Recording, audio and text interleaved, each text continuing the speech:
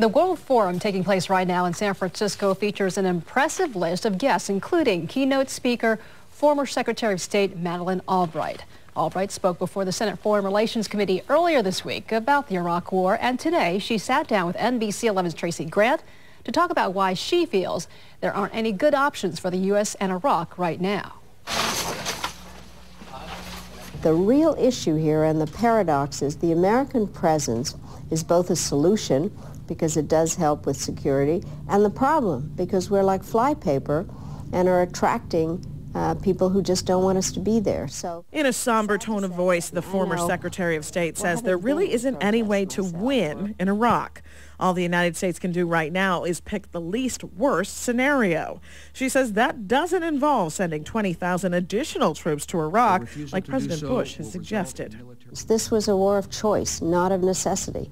And it was never, as far as I could tell, planned properly or dealt with some of the things that might happen, contingency planning. It was never clear. And she says as a result, it simply gets worse. Albright told the Senate this week that the president should include Iran and Syria in talks about the war and either develop a true strategy or pull the troops out altogether.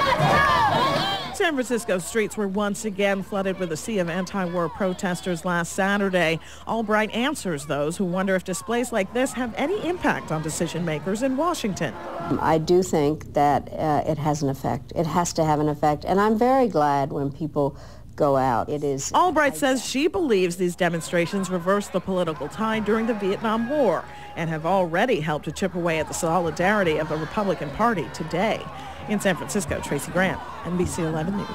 Both Nobel Peace Prize laureate Elie Wiesel and the United Nations Special Advisor to the Secretary General are also scheduled to speak at San Francisco's World Forum.